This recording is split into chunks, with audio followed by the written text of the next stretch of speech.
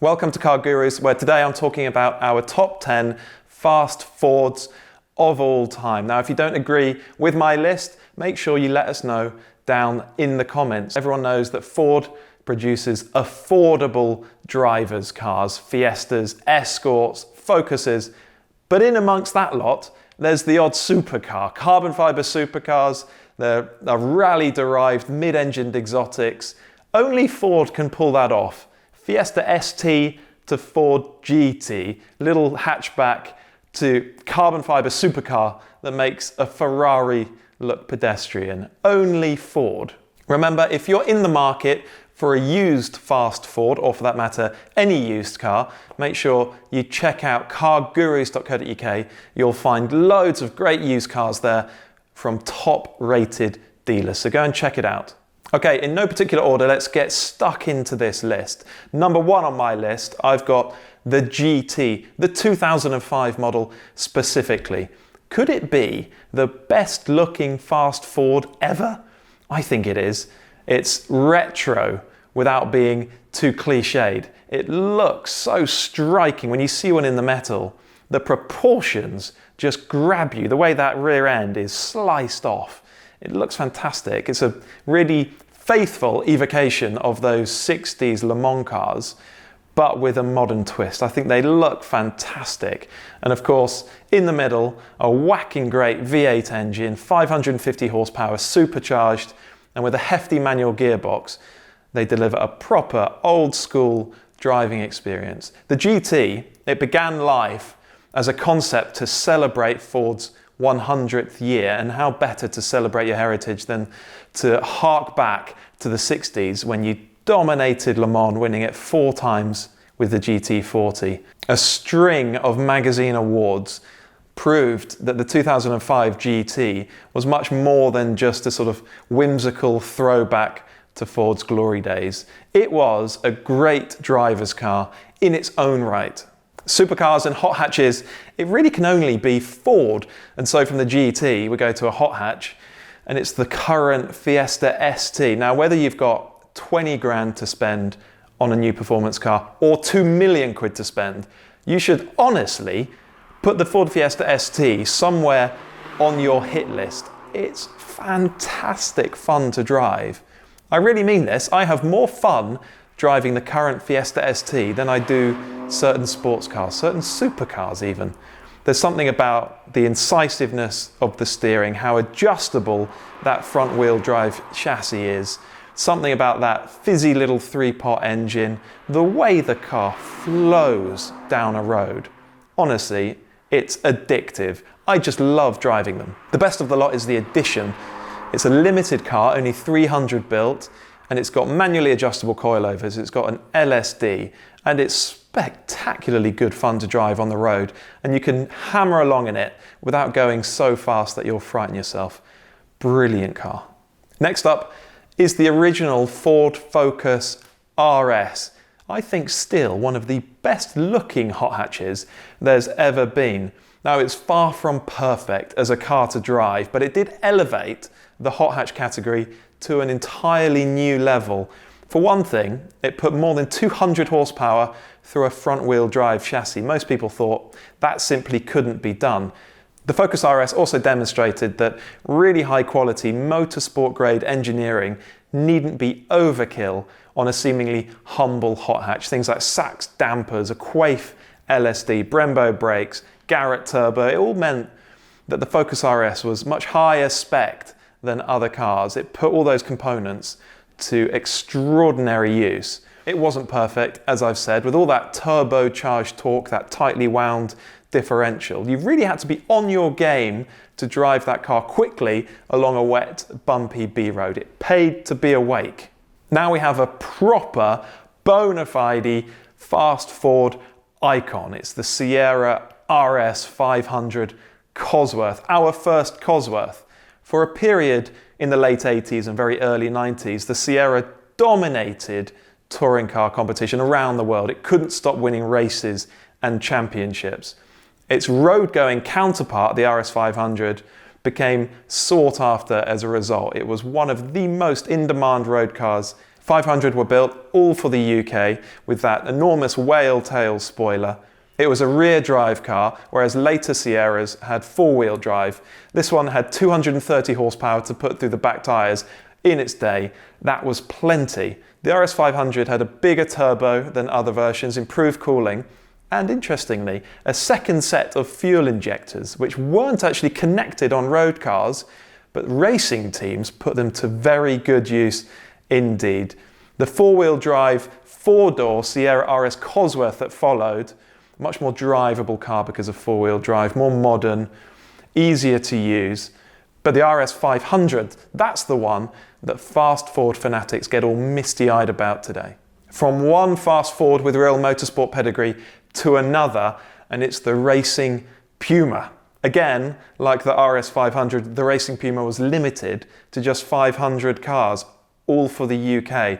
And like the RS 500, it had proper motorsport pedigree. It was really informed by Ford's motorsport activities, things like Alcon brakes, those much wider tracks clothed by those swollen arches, Sparco seats, a really highly tuned 1.7 litre engine. Those things turned Ford's pretty little coupe into a proper road racer. Ford at the time was forging its reputation for building the best handling cars of their type. Think the Mondeo, think the Focus, class leading in their own way. And the same was true of the racing Puma. Even now, it's regarded as one of the best handling front-wheel drive performance cars there's ever been. Let's get back to the supercars, and next up is another GT, the most recent one, which arrived in 2017. A sensational car, so sophisticated, looks unbelievable. When you see one on the road in amongst other traffic, it stops you in your tracks. It's a very different beast to the GT that came before it in 2005. No retro styling, no whacking great V8, no manual gearbox. This one had a twin-turbo V6, a twin-clutch paddle-shift gearbox. It was carbon fibre, it was light. It was really a road-going racing car. In fact, it was derived from the racing car rather than the other way around. And that made it just an astonishing thing to drive on the road. It's clamped down. Body control just isn't a factor because it's got so much. Grip, same thing, it's got so much. 647 brake horsepower, which means it's frighteningly quick, pin-sharp steering, live wire handling responses. It's about as thrilling as cars entitled to wear number plates get. As long as we're talking Ford and motorsport, we obviously have to discuss rallying. For me, the best form of motorsport that there is. It's just so exciting. Early Ford Escorts, they forged their reputations on the world's rally stages. Think Mark I, Mark II Escort. And that culminated in 1979 when the Escort RS 1800 won the World Rally Championship Constructors title. While the RS 1800 dominated the world's rally stages, it was the RS 2000 that people would actually go out and buy. That was the showroom model. Only a few RS 1800s were ever built for the road. The RS 2000, that was the road car, and that's the one that we're talking about right here. Very distinctive with that droop snoot, slatted front end. Of course, rear wheel drive, small, light, manual box. Actually, that's one of the best manual boxes I've ever come across. The quality of that gear shift is sensational. That car was powered by a snorty 110 horsepower Pinto engine, loved to rev.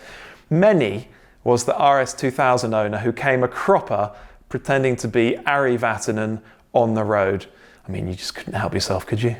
Let's get back to the modern era with another Focus RS, the Mark III, the most recent one, the first one with four-wheel drive, probably the most overrated performance car there's ever been. Some reviewers described it as the best hot hatch of all time. Clearly, it wasn't that. Actually, it was quite flawed. A very tough ride, a horrible seating position with the seat mounted far too high, quite numb steering, quite a flat, unexciting engine. However, when you really got on top of that car, it came together beautifully. It had loads of grip, loads of performance, so it was massively quick along a road with four-wheel drive. It could put all its power, 350 horsepower or so, down to the road as well, with no wastage. But what I loved about it, when you really started driving it hard along a flowing road, was the balance of the car. You'd turn it into a corner and you'd feel the rear end just sweeping around a little bit, not really oversteering as such, but just coming around and helping the car to rotate into the bend. I love that about that car. At almost 1600 kilograms, it is heavier than it should have been, and that's probably why lighter, simpler front-wheel drive hot hatches, things like the Honda Civic Type R, are actually a bit more thrilling to drive. Let's do some more rallying. You would lose your mind if you ever saw an RS200 on the road. Super rare car. It was Ford's World Rally Championship contender during the fiery Group B era. This was rallying's most explosive period. The cars were frighteningly quick, more sophisticated than ever, but also dangerous. Ford was obliged to build 200 RS200s for the road to homologate the car for rallying. Four-wheel drive, really punchy turbo engine. In the road car, something like 250 horsepower, light, small, made it a proper little rocket ship. But like just about every other Group B homologation car, the RS200 was built to satisfy the sports regulators. That means that it was sort of underdeveloped as a road car. So you had to put up with things like a cramped seating position, really heavy steering, a laggy engine, things that actually made it quite a difficult car to drive on the public road. Right, one more car, and we couldn't leave off the original pony car. Modern cars, they come no more characterful than the Ford Mustang GT, thanks to that enormous V8 engine, the manual gearbox if you want one. However, the Mustang GT is a muscle car through and through, and that means it's all tyre smoke, roaring exhaust notes, sloppy body control, woolly steering, characterful, but not that great to drive. That all changed when Ford released the Bullet version. It had specific suspension components, a sharper, more responsive engine. Those things were transformative. All of a sudden, the Bullet was much more engaging and rewarding to drive than other Mustangs. It was built to celebrate 50 years of the Steve McQueen film of the same name, and it comes with, as I've said, reworked suspension, bespoke wheels and paint colours, and, just like Frank Bullitt's car, a white cue ball gear knob. So those are our top 10 fast Fords of all time. What do you reckon? What have we missed out? What shouldn't be on the list that I have put on the list? Let us know down there in the comments. And if you haven't already, please subscribe to the CarGurus YouTube channel.